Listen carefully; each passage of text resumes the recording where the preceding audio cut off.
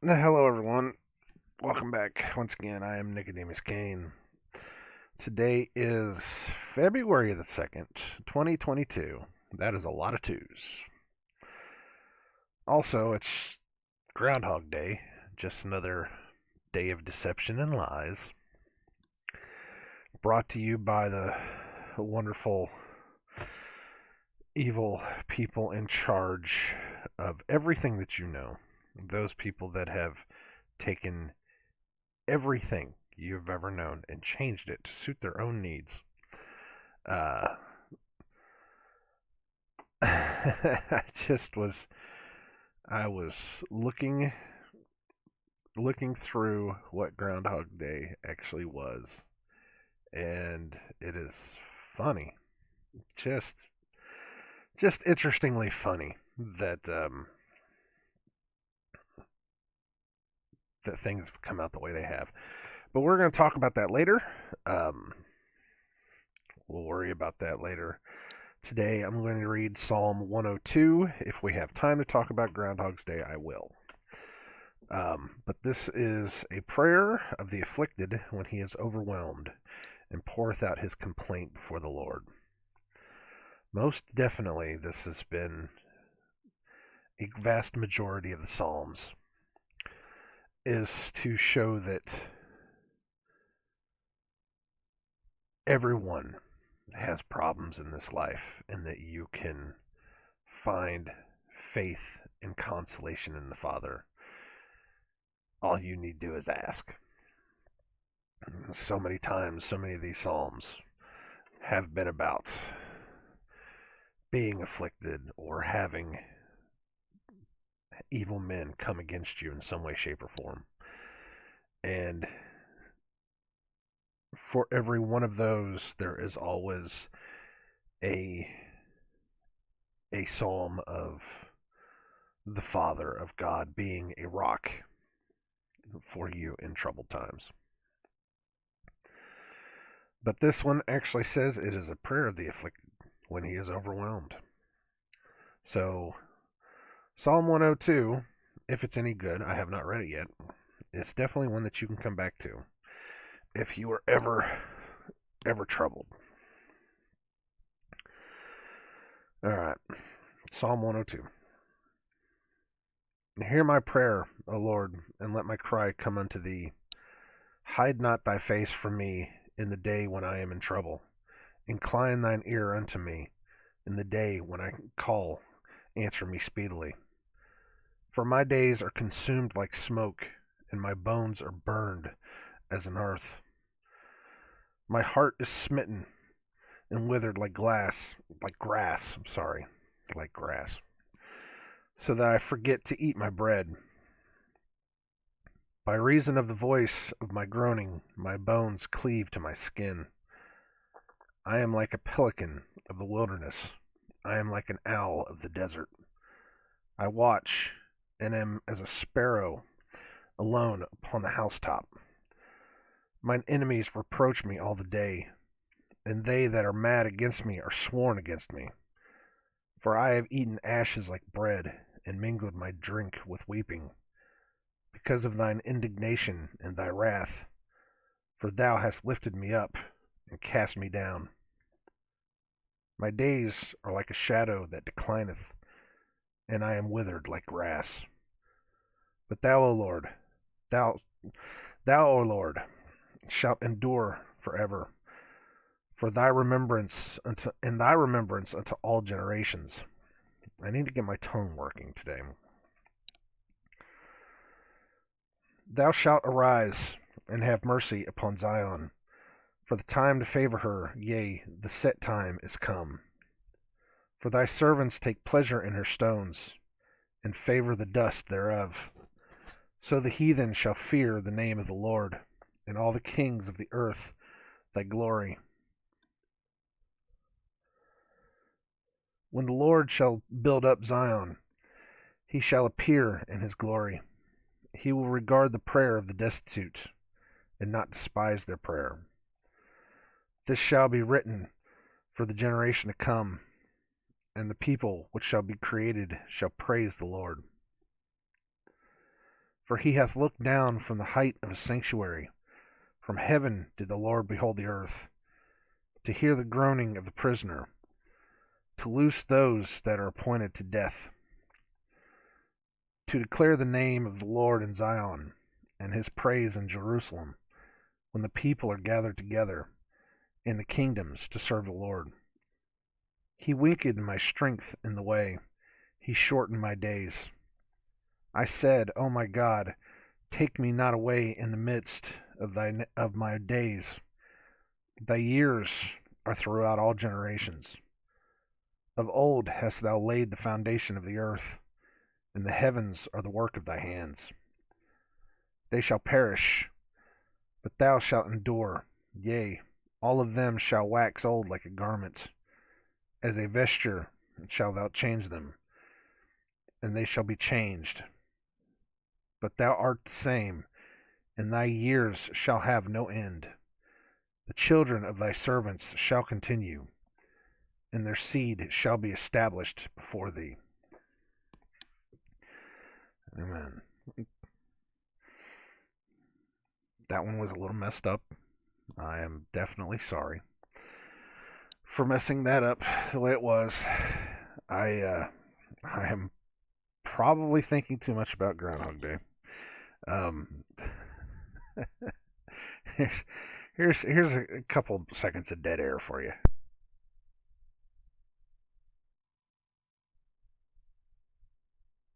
All right, I had to do that because if I didn't, I was gonna wind up sneezing. Okay, we're definitely gonna go back through this one. I don't know if I can. I don't know if I'm gonna stop. There wasn't a lot to really stop upon. But we'll definitely go back through it. If I do see something, there were a couple different things that we could talk about. But I will definitely start back from the top. We will go slower. I can get this out the right way. Hopefully. So from the top, hear my prayer, O Lord, and let my cry come unto thee. Hide not thy face from me in the day when I am in trouble. Incline thine ear unto me in the day when I call, answer me speedily. For my days are consumed like smoke, and my bones are burned as an earth, or as an hearth. As I will say earth, but yeah. My heart is smitten and withered like grass, so that I forget to eat my bread. Which is something you do when you're so down and miserable. Sometimes you just starve yourself. You forget to eat. Even though some of us are the exact opposite, we've been lied to and told that you can eat your problems away. It's probably why over what they say now, it's like 50-60% of everyone in America is obese now. It's probably why, because they tell you to eat your problems. Other than, the food just being absolutely terrible for us. By reason of the voice of my groaning, my bones cleave to my skin. I am like a pelican of the wilderness. I am like an owl of the desert. And there's probably something to look into on that one, but I really don't know what it is right now. I watch and am as a sparrow alone upon the housetop. Mine enemies reproach me all the day, and they that are mad against me are sworn against me. For I have eaten ashes like bread, and mingled my drink with weeping, because of thine indignation and thy wrath. For thou hast lifted me up and cast me down. Which we have we have also seen several times, where the Father will give you everything. He will lift you up, and when you get too high upon that horse, he will push you right back off, bring you right back down. And then above it, for I have eaten ashes like bread, and mingled my drink with weeping. There was another psalm that we've saw before where they were talking about.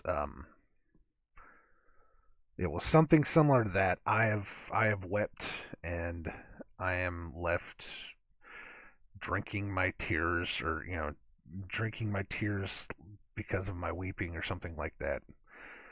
Like you've cried so much that you've created rivers of water, kind of like Alice. Okay, now it's lifting me up. Okay, verse 11. My days are like a shadow that declineth, and I am withered like grass. But thou, O Lord, shalt endure forever, and thy remembrance upon all generations. So no matter how bad it gets, no matter how much the enemy tries to get rid of the Lord, tries to get rid of the Father, there will always be that semblance, that remnant, that understanding that God is still there. It says it in the Bible. There will always be that, remnant that will carry on until the end. Thou shalt arise and have mercy upon Zion, for the time to favor her, yea, the set time is come. For thy servants take pleasure in her stones, and favor the dust thereof. So the heathen shall fear the name of the Lord, and all the kings of the earth thy glory. The heathen shall fear the name of the Lord, and all the kings shall fear thy glory. Think about that one. When the Lord shall build up Zion, he shall appear in his glory. He will regard the prayer of the destitute, and not despise their prayer. And not despise their prayer. Because the Lord does despise certain prayers. Just like he despises certain songs, just like he despises certain holidays. He despises prayers. He despises things that people ask for. I mean, think about that for a second, because everybody says, everybody likes to come around and say, God will answer every prayer you have. God will, I'm not going to use the whole thing of God as love and then try to turn that around. That's definitely not what I'm going to do. But so many people will say, you can ask God for anything. I saw there was one of those prosperity preachers that posted on Twitter, and somebody retweeted it. And he was saying, there will be so much money coming your way. All you have to do is reach out for it. And all I can think of is, those same people are telling you to pray for money. To pray for money, to pray for riches and values, because they tell everyone that you're supposed to have your riches in this world. And I had to reply to it. I had to say, you know what? I'm going to build my treasures in heaven, not here in this fallen world that worships mammon more than they worship God. Because that's exactly what that was. God despises your prayers. Just like he despises your songs and your holidays and yada, yada, yada. God despises your prayers. He will regard the prayer of the destitute and not despise their prayer. This even has a place we can go to, Nehemiah. I don't know what this is going to be. Every time we look one of these up, we're always like, oh, that's, it's either 100% hit it out of the park, or it's it's one of those things where it's like, oh, that's not, that doesn't sound right. Which way is Nehemiah? Before or after? It's before. Yeah, towards the middle, after Isaiah, you get like there's like 5 or 6 books in there that are named after people, and most of them are really, really short. And, you keep thinking that there's a lot of them that are stuck in there. So Nehemiah 1:6. Let's see what it says Again, this is not the best one. Let's see what this says. 1:6.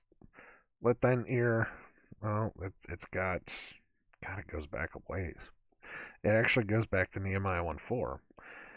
And it came to pass when I heard these words, and I sat down and wept and mourned certain days, and fasted, and prayed before the God of heaven, and said, I beseech thee, O Lord God of heaven, the great and terrible God that kept covenants and mercy for them that love him and observe his commandments. All right, here's 1:6. Let thine ear now be attentive and thine eyes open, that thou mayest hear the prayer of thy servants, which I pray before thee now day and night, for the children of Israel thy servants, and confess the sins of the children of Israel which we have sinned against thee. Both I and my fathers have sinned. See, this doesn't say anything about him despising anyone's prayers. It just says, be attentive, hear my prayers. There's other places in here, I know there is, where it talks about him despising people's prayers. Even in the New Testament, where was it? Oh, was it Jude? One of them where they say, "Do not pray." It might have been James too. Where it says, "Do not pray repeatedly as the heathens do," which means do not, fall into chanting, chanting the same things over and over again. Do not pray the same things over again. Do not take one prayer and pray it 40 times, or 25 times, however many times.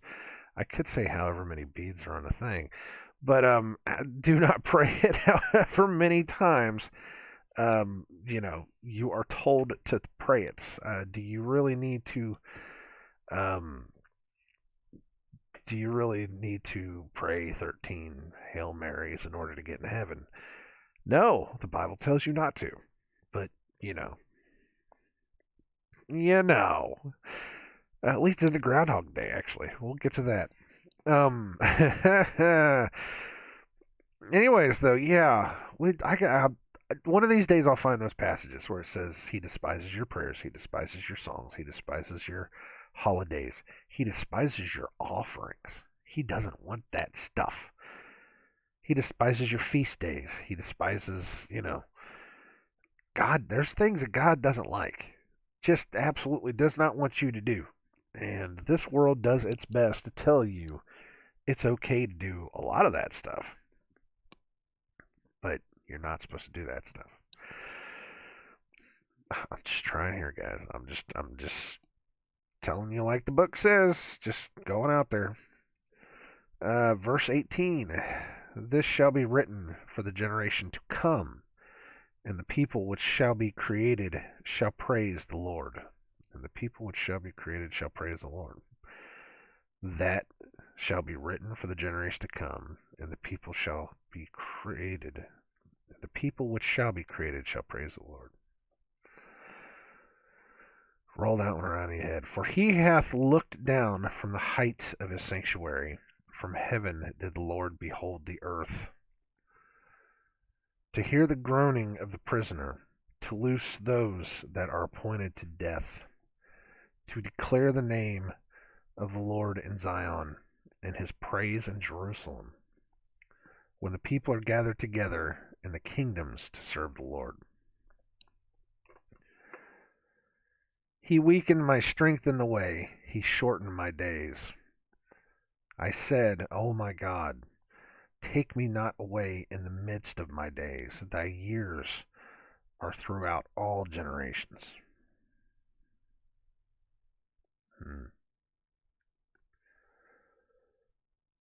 It's one I'm going to have to meditate on, think about. Of old hast thou laid the foundation of the earth, and the heavens are the work of thy hands, and the heavens shall declare his handiwork. They shall perish, but thou shalt endure. Yea, all of them shall wax old like a garment. As a vesture shalt thou change them, and they shall be changed. Because everything waxes old, everything falls apart. Nothing gets better in this world. Everything falls apart. The only thing that gets better in this world is the evil. The evil of this world somehow just keeps getting better and better. It keeps getting to the point to where it can pull more and more people away. That's the only thing that gets better in this world. Everything else falls apart. There is nothing in this world that will last. It will all wither away, fall away, rot away, break away, rust away, burn away. Everything in this world will eventually fall away. It is whether you will make it out on the other side. And God gives you that option to be able to make it out on the other side. He just asks that you come to Him. Come to Him and ask Him what you can do to get to that point. And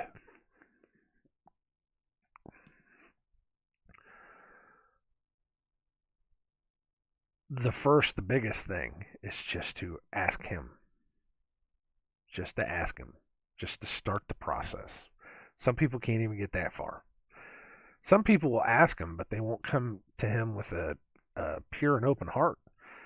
They just think that, they fall down on their hands and knees like the people in the movies and they just pray to God, and then something good happens to the character in the movie the next day that shows that, oh God, God answered his prayers. It's like, no, I don't think it's that immediate of a thing. You have to come with an open and pure heart. You have to want it more than just, oh God, I'm broke. If you would just give me the opportunity to give some money, and then it's like somehow magically a bag of money gets thrown out of a car or something. It's just like, that's not how this works, man. That's could be how it works, sure, but that's not how this works. You can't. Those are movies. Those are stories. Those are stories to get you to believe that that's exactly how it works. Now, if God wants to work that way, then fine. God can work that way. But that's just not real. That's just not the truth. That's absolutely not the truth. All of them shall wax old like a garment, as a vesture shalt thou change them, and they shall be changed. But thou art the same, and thy years shall have no end. The children of thy servants shall continue, and their seed shall be established before thee.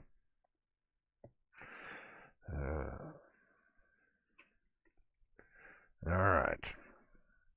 That is that. That one was definitely not bad at all. Who wants to talk about Groundhog Day? Who wants to talk about just another made-up nonsense by your creators, or by the creators of this world? The owners and the rulers, they say they're the owners and rulers of this world, that have made up just another ridiculous holiday in order to pull you away from God. Who wants to talk about that? Well, right off top, February 2nd.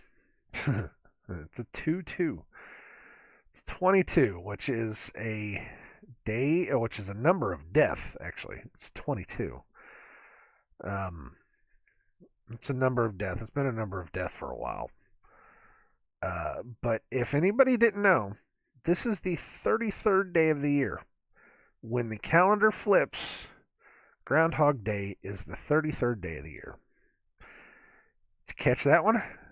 I bet you never thought about that, did you? Today's the 33rd day of the year. I was like, just that alone, to me, speaks volumes about why we would even remotely think that some animal could tell us about the weather. Seriously, the whole thing is that they they knock on the door, they open the door, they pull the rat out, they talk to the rat talks back, and then we get another 6 weeks of hell. I don't think that's exactly how the saying went, but you know, but it is interesting that they have a ritual on the 33rd day of the year, which involves pulling a rodent out of a hole and asking him what the next 6 weeks of weather is going to be like. So there's this whole process of weirdness that happens there. Not only the fact that we almost are worshiping this rat as a god. We are asking him about the weather, which we know can be manipulated. This technology's been around forever. People like to laugh right in my face whenever I say it, but it's true. This technology to be able to manipulate the weather has been out since the 1940s. If you don't know that, you should probably go look that stuff up. They have patents. They have people that have now said officially that they can change the weather. They have leaders of countries that have said, China was one of them, whenever they had the Olympics about 10 years back, I don't remember what it was, that they ordered good weather for the Olympics so that the Olympics could carry on while they were in China. They said this. I have not seen it yet, but apparently there's a clause or there's something written in just about every charter of every state in America where it says that if you choose to use the I don't remember exactly what they said it was, and again I can't find it, so I don't know if it's true or not.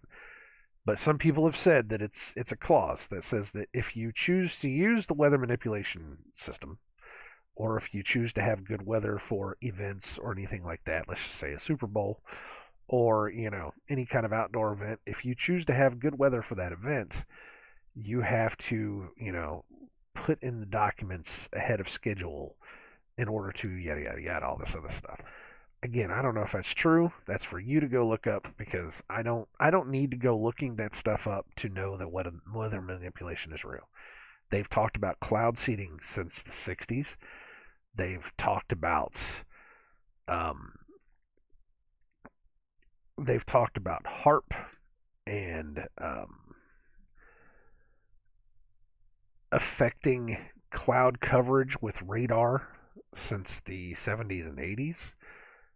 We've seen it on the radar, the supposed satellite systems, where clouds can be diverted using radar flashes into big cities. If I hadn't seen it with my own eyes, it's not nadir. What is it? NIDIR? It's not that. It's something else. But somebody, what's her face on YouTube? Never Lose Truth. She's done a lot of those videos where they will show the radar pulses. They come up as blue radar pulses, and the storm systems come up as red. And they will do time lapses, and you can see this storm system will be heading right towards a specific way, and then the blue flashes will start, and you will see that storm turn. This stuff has been around for a long time now. Nobody likes to believe me when I say it. Everybody likes to laugh in my face. Hey, that's fine. You can believe whatever the hell you want to. But they officially came out and have said we are going to put stuff into the air to block out the sun. You know who said that? The same guy that owns the majority of farmland in America says that he's gonna block out the sun. Again, that's a conflict of interest. But whatever. Nobody wants to listen to me. It's the same guy that says that he can, reduce the population of the world or reduce the population growth of the world by 15% if he does a good job with vaccines. But hey, whatever. You don't want to listen to me, don't listen to me. I don't care. But anyways, this is the 33rd day of the year. Whenever the calendar resets, it is a 22. This is a day of death. They pull the rodent out of the ground. Um, ask him if the weather's going to last for another 6 weeks or not, which is interesting. Another 6 weeks. Just saying. And he can predict, quote unquote, predict the weather.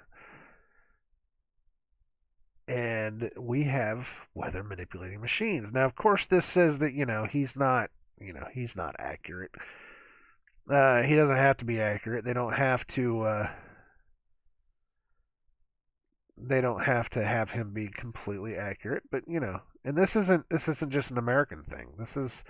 It's German and it's British and there's all kinds of different things and they use different animals and all this other kind of stuff. But it's interesting that this has become a thing. This has become an actual thing. What is this? Wisconsin is a self-proclaimed groundhog capital of the world. What the hell? Man, what are you people doing?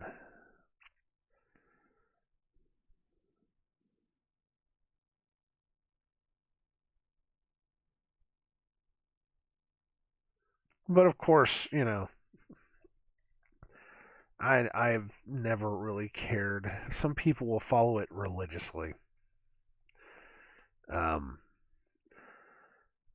because that's just what they do. Because they think that they because you give it power. You don't even need weather manipulation if you give it power by thinking about it.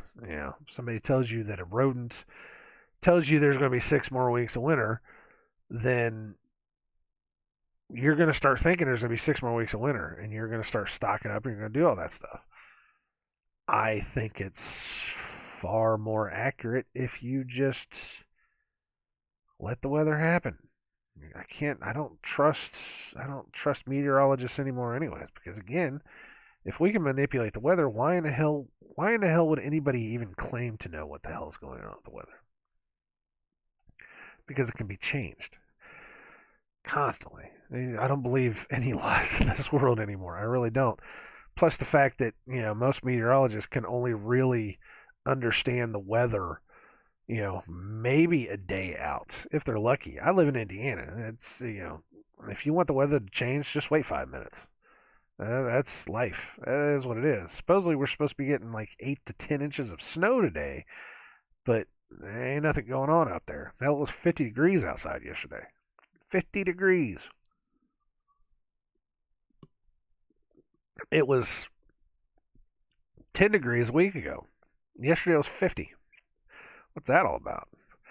Now, granted, I could say, that's that heat up before it rains. That's that heat up before it snows. Um, and that's because the weather patterns are changing. You always get that kind of warm up before it rains, even though I don't remember as a kid it ever getting really warm before it rains. Maybe it did. I don't remember. It's been a while. So I was a dumb kid. I wasn't really thinking about it. But nowadays, it's like when it really storms, it gets hot. Like you can feel the electricity in the air. Maybe that's a literal thing because they're cooking you. They're cooking the weather to try to get it to warm up so that when that cool air comes in, it will go to the hottest place. Maybe that's a part of it. Maybe that's a part of the weather manipulation. I don't know. I don't know. It's one of those things, man. The more you think about it, the more you put the puzzle pieces together, the more you can start understanding. It's just another lie. Just another lie. Just more bullshit. So, anyways, the origins of this. come from this Catholic festival called Candlemas. Candlemas? Candlemas. Which happens. They mark it on February the 2nd, Candlemas, where if a badger emerged and found it goes back, to an animal predicting the weather. It goes back to worshiping an animal. Excuse me. I'm sorry if that came over on the thing. We had chili. We've had chili for the past 2 days, and it's tearing me up. She does make a good chili, I'll tell you what. So what is this Candlemas thing? Also spelled Candlemas. Yeah, there we go. Candlemas. Candlemas Day, also called the Feast of the Presentation of Jesus Christ. Feast of the Purification of the Blessed Virgin Mary. This is Catholic. Also, the Feast of the Holy Encounter is a Christian holiday commemorating the presentation of Jesus at the temple. It is based upon the account of the presentation of Jesus in Luke 2:22 through 40. In accordance with Leviticus 12, a woman was to be purified by presenting a lamb as a burnt offering, and either a young pigeon or dove as a sin offering. I think it was a turtle dove, if I remember right. Get this, 33 days after a boy's circumcision, which lines up. I think it's interesting that it's exactly 33 days after a boy's circumcision. But that lines up with their account of Christmas. Because when a Jewish boy was born, you had 7 days of purification where the mother and the child were put away. They were set away for 7 days so that the mother could become clean and so that the boy could become clean.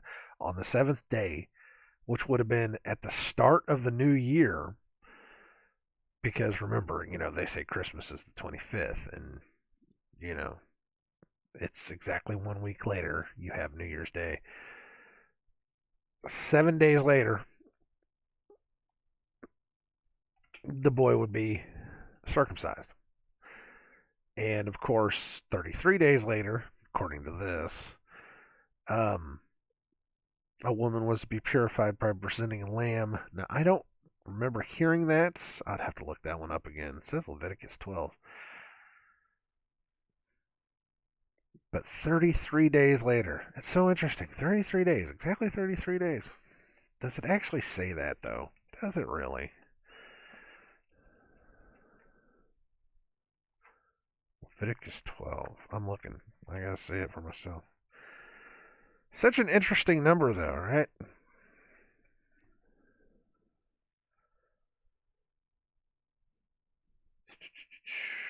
Then she... Okay, here we go. Oh, this is good stuff, though. And the Lord spake unto Moses, saying, this is Leviticus 12, speak unto the children of Israel, saying, if a woman have conceived seed and born a man-child, then she shall be unclean 7 days, according to the days of the separation of her infirmity, shall she be unclean. And in the 8th day of the flesh of his foreskin shall be circumcised. That's the putting away. That's the 7 days where a woman cannot be touched or even be around for 7 days. That right there kills a lot of your Christmas narrative, because they talk about, the kings coming in and presenting gifts, after the child was born and all this stuff. And it's like, no, she was put up for 7 days. She was put up for 7 days because she had a child. That's what you're supposed to do. You put her away for 7 days because she's unclean. You're supposed to put a girl away, or put a woman away, for 7 days after she has her period because she's unclean. You're supposed to be put away yourself for a certain number of days if you touch a dead thing. That's how strict these rules were. So she was put away for 7 days. The child was put away with her for 7 days. I think the only people that were able to be with her were her handmaids or whatever. Nobody could be around them because they were considered unclean. But they had to become clean after those 7 days. Now, I'm sure there's probably some kind of ritual that was part of it too. She shall then continue in the blood of her purifying 3 and 30 days. There it is, 33 days. Son of a bitch. Really?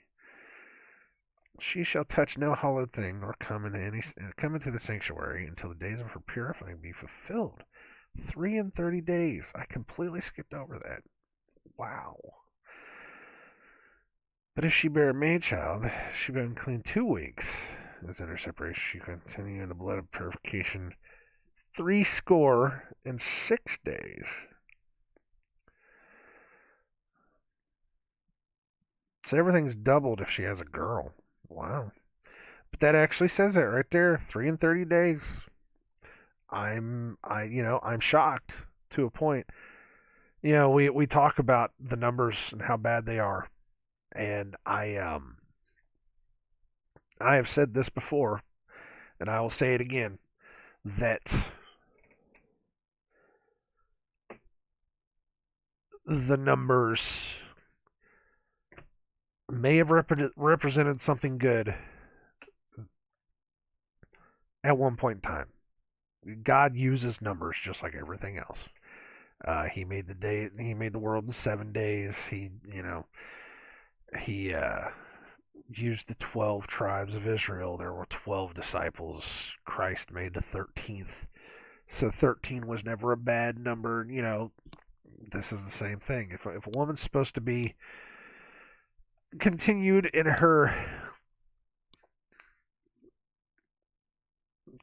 be purified for 33 days, then 33 days, according to God, is not a bad number. It is the evils of this world, the evil men of this world that have taken the numbers and twisted them to their own means.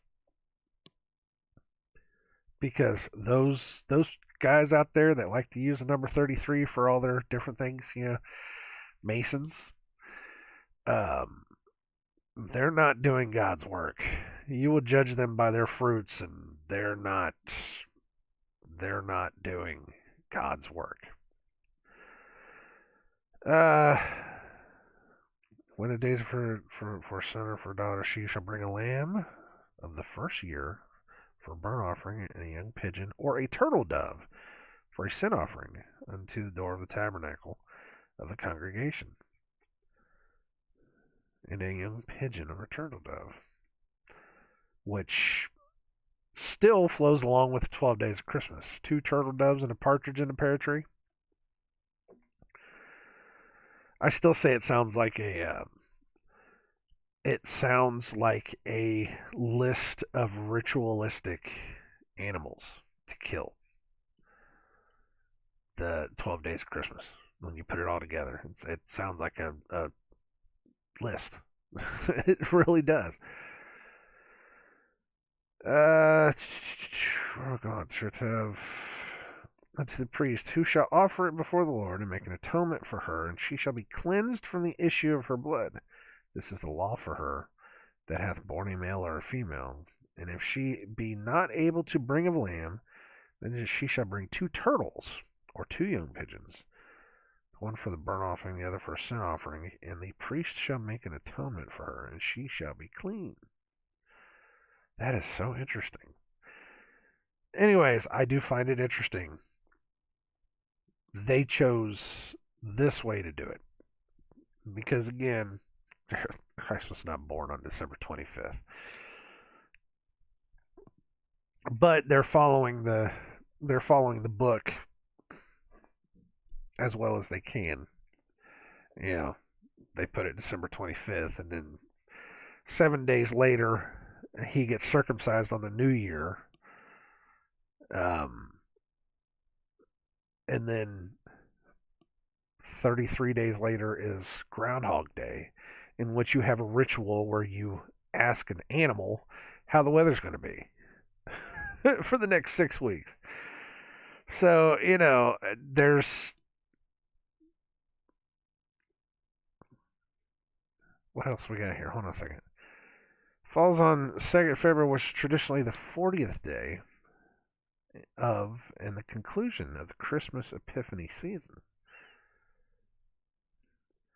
While it is customary for Christians in some countries to remove their Christmas decorations on 12th nights, those in other Christian countries historically remove them after Candlemas. I've seen that before, where guys will keep their Christmas stuff up until February, and I've always said, why don't you just take it down in the new year? I gotcha. It doesn't mean I'm gonna start following Catholic, rituals. I'm sorry. That's just not going to happen.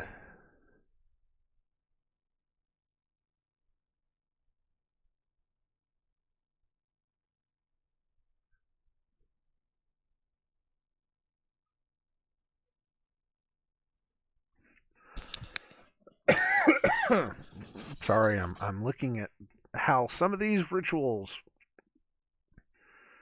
some of them bake cakes. Interesting. There's a lot of things about candles, about lighting candles, about having children walk through the streets holding candles. What is that all about? But again, it's Catholic. So, first fortnight of February each year.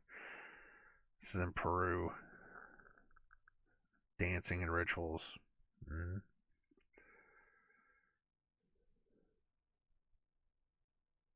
I love the the picture that they use for picture that they used for the celebration in Peru has a bunch of children following this weird horned god. Here, I will show you. Let's just show you instead. It has a bunch of children. This is the festival in Peru. It has a bunch of children following this weird horned freak god. Dia Blada Puenya? What is that? It's the Diabolos. Tell me it's not Satan. Seriously?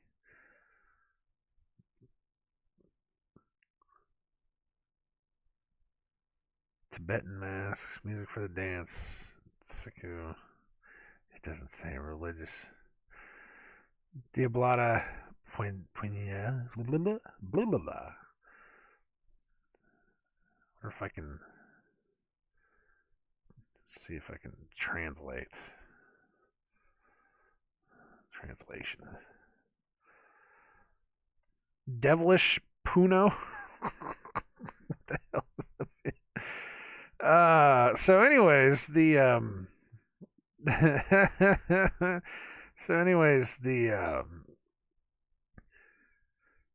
celebration that they have in Peru is for the Candlemas, for the 33rd day. Oh goodness, for Groundhog Day. They have a bunch of kids that follow the devil. I can't even do this, man. That's insane. It's just more and more. You get into these things, and it just more and more. It just gets so over the top, man. It just gets so ridiculously over the top, and it's like, how can people not see this? Come on. You know why people can't see this? Because they don't make the connections. That's the biggest thing about this whole process. It's the connections, it's the puzzle pieces. And people think, well, you're not supposed to make a puzzle out of it. You're supposed to be able to see the whole picture. No, you can't make a whole picture out of it. You can't see it all at once because it's such a. If it were one lie, if it were just one lie, you could see right through that one lie. No sweat. You could be like, oh no, that's not right. You can't do that. I can see through that. You can't tell me that this is this and this is that. It's not just one lie.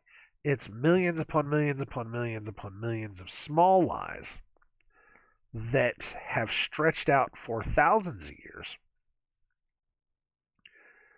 uh, maybe even only hundreds of years. I don't know. Maybe even 1,000 years is a lie within itself, where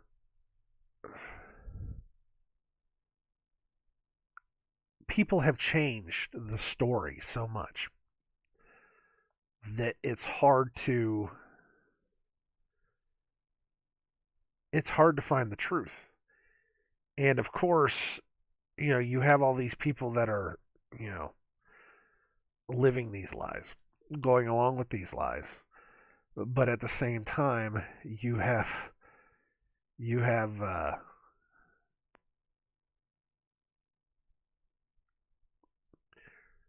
others that are telling you that, you know, don't worry about that lie. Just focus on this. It's the distraction. Is don't worry about what's going on over here. You know, just do this. Don't worry about that stuff. Don't worry about that culture. That's just them. They're just they're okay, even though their culture ties into your culture, the culture that you're having a problem with.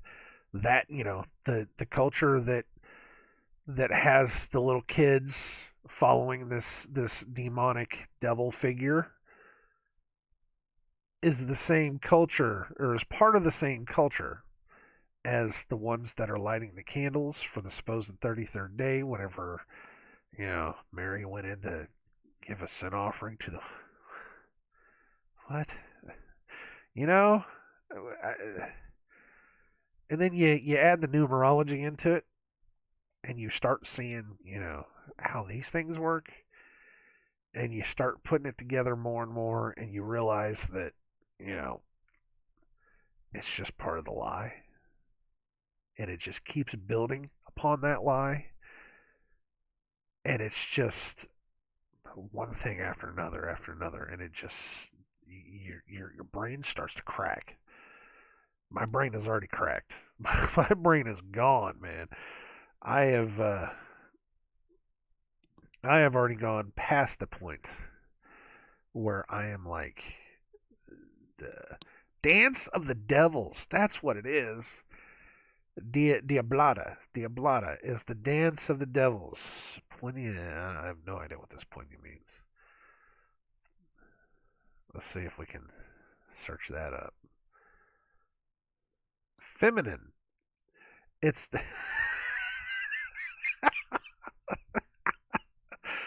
oh, for crying out loud. Feminine singular of Pueno. Okay. Female of Pueno. So what is Pueneno? Pueneno. Blah, blah, blah. Of the Puno region. Females of the Puno region. So, Diablada. Diablada.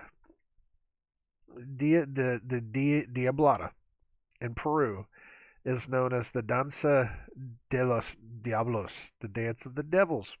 Okay, you ready for this? So, Puenenya, I know I'm probably pronouncing that wrong, is the female version of Puneño. Puneño is of the Puno region of Peru. So, Puena is a female person of the Pueno region of Peru.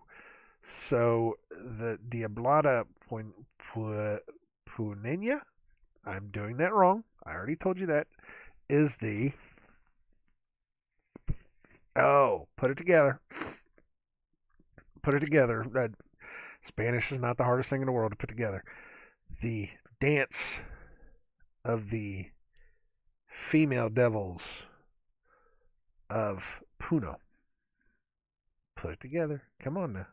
Put it together. Oh, goodness. The Diablada Punena. And somebody's probably gonna stop and say, he's not right. That's not right. Puzzle pieces, my friends, puzzle pieces.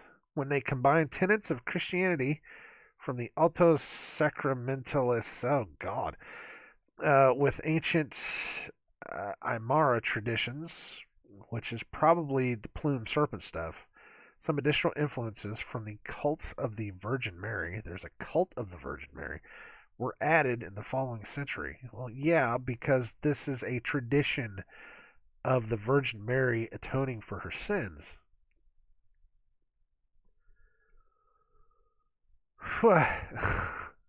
So so they get all dressed up and they go out and they dance. It's like Halloween Part 2. How many days separated from Halloween is this? There's a question for you. How many days between Halloween and Groundhog Day?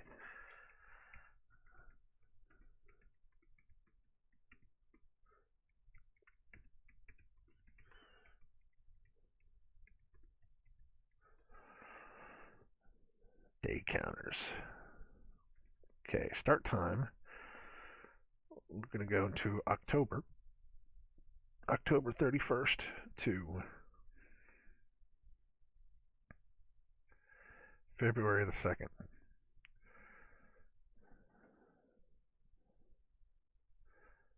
Why does it matter which region I'm in? That's so weird. 459 days. 460 days when the end date is included. That's not right. Oh, it's because it's stupid. Oh, jeez. That's not right. 94 days. 94 days. 95 if you include it. Let's see if I can find some interesting stuff on here. It's 0.26 years, 3.06 months, 13 weeks. Some interesting numerology going on there, but nothing, nothing huge.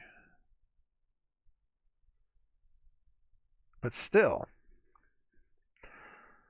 Oh, wait a minute. What if Day of the Dead is what, November 2nd? Or November 1st? November 1st. 93 days. That lines it up. Oh, that actually lines it up way crazier. 93 days, 3 nines. No, but Nick, this isn't how this works. Well, it is exactly 1/4 of a year. The days between the Day of the Dead and Groundhog Day is exactly 1/4 of a year. I'm sorry, what? It's exactly 1/4 of a year. Get this, it's 3.03 months. That's interesting. 33.29 days. Oh, it just gets crazier. 2,232 hours. Come on now. Oh, but it doesn't work this way, does it? Numbers don't mean anything.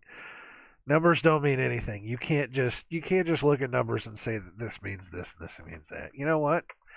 It doesn't. You don't have to believe it. 133,920 minutes, and then 8 million something seconds.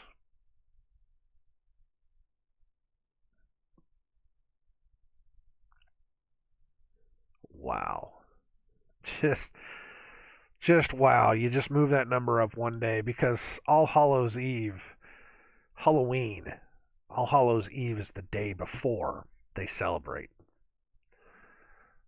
So it's oh man, there it is. It's not October 31st. It's November the 1st. Numbers mean nothing. numbers numbers mean nothing. Dates mean nothing. These it's just good old fun. It's just old rituals. We don't have to worry about it. These rituals mean nothing. These people aren't going out and sacrificing animals. They're not sacrificing little kids. They're not doing this kind of stuff. Want to bet? You want to bet? You seriously? I mean, and then you have.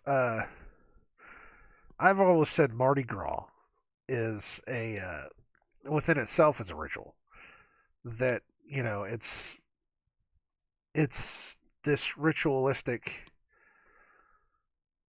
party that they have.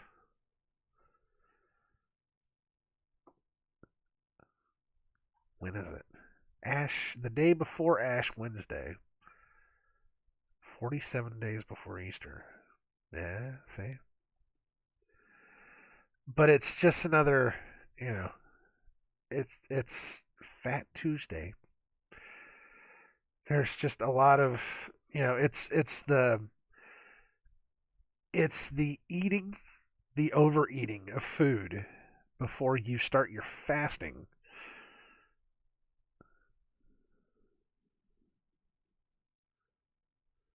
for Lent.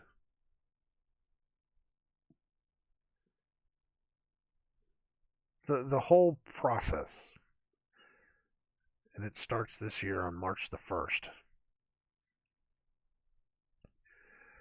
This whole process of ritualistic holidays that happen from the beginning of the year to the summer solstice. These are all fertility celebrations. I've talked about this before. You have two fertility holidays, and then you have two sacrificial rituals.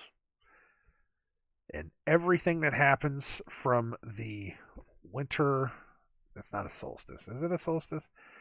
It's whatever it is, the longest night, whatever. From from that day forward, according to their New Year calendar, everything is a ritual up until July, when they celebrate the sun before it goes away, which we celebrate our sun before it goes away. But no, we don't. Yeah, you do. You celebrate the sun as it goes away with fireworks called July 4th. Think about it. But everything is a birthing festival up until the sun starts leaving.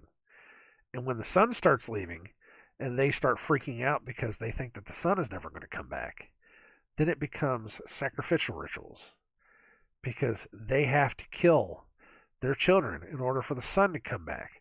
So from the middle of the summer all the way until the end of winter, as their sacrificial rituals. It's a lineup process. I've talked about this I don't know how many times. It's everything in the spring is fertility, and then whenever your children are nice and plump and ready to go, everything from the end until winter is sacrificial. And the rituals line up perfectly. Valentine's Day is all about trying to get people together to have sex. Mardi Gras is right there on top of it too. You have this night of debauchery where people hook up all the time in order to get everyone into having children. And then 1 year later, hell, even 9 months later, you are ready to have your children stolen during Halloween, which is the worst time that children are taken off the streets, literally taken off the streets. And then you have a sacrificial ritual that happens at the end of the year, 2 months later.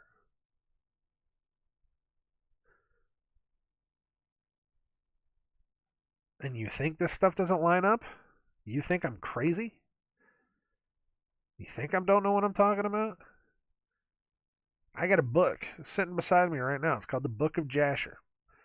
That you may not consider scriptural.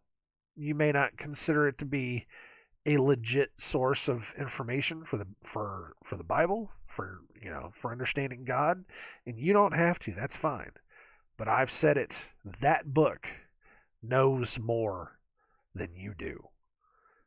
That book has called out the rituals that still happen in this world to this day. And you can believe that or not. It does not matter to me anymore. because this is going to be on individual people. I cannot make you believe anything. What I'm telling you is that this stuff is happening. This stuff has become legit, and it's coming out into the world. It's becoming mainstream that these people are talking about this kind of stuff. So what? what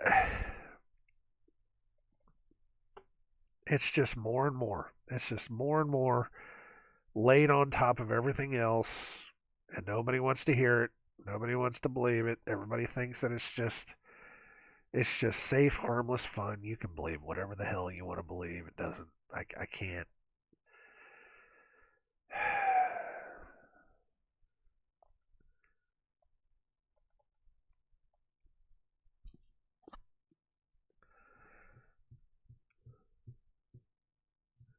They have a festival in Peru that is literally the children being led around by a devil character.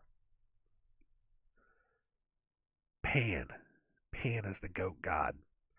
Pandemic. Pan. Pandemonium. Pansexual. Pan, the goat god. Peter Pan, the Pied Piper. Pan, the one who came and stole the children after the parents wouldn't pay him for getting rid of the rats, is leading your children away. Leading your children away to be sacrificed.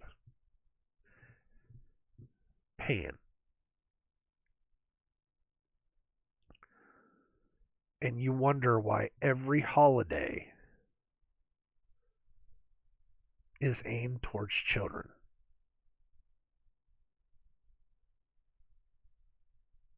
Especially the ones in the winter.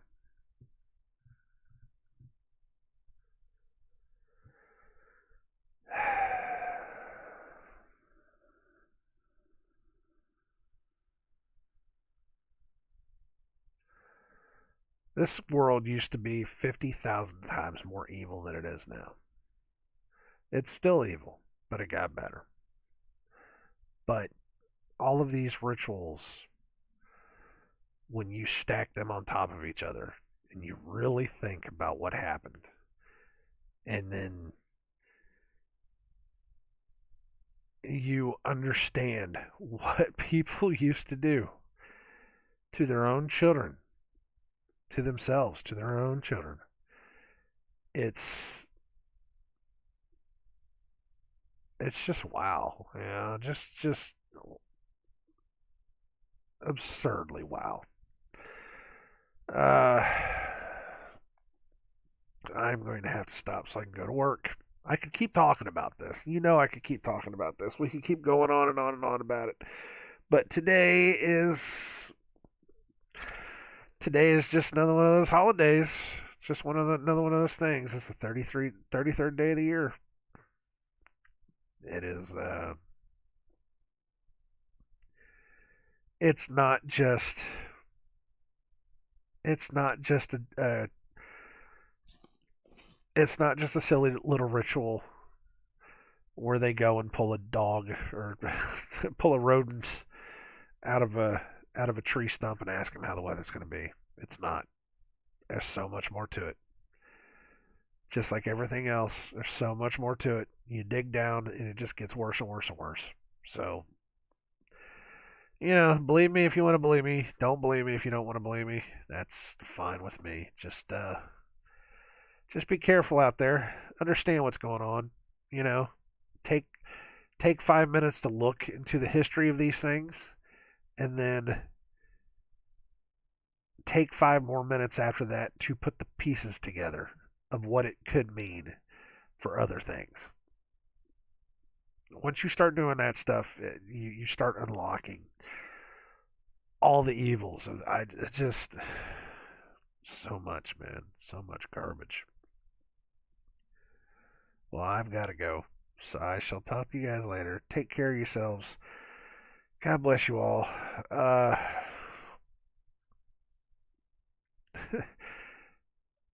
Read your Bibles, man. It's in there. 33 days after the kid is circumcised. She has to present herself. It's 40 days. See, that's the thing. It's 40 days after the child is born. That's what it is. It's not 33 days. It's 40 days after the child is born. 40 is a holy number. So think of it that way. She has to be put away for a week. And then 33 days later, she has to present herself. So it's 33 plus 7, that's 40. So 40 days after the child is when she has to present herself to make an offering. So it's not 33, it's 40. 33 just happens to be a number that's there because she has to be put away for 7 days. So think about it that way. Don't think about it any other way. All right. You guys take care. I'm going to drive myself crazy like this, man. Later, people.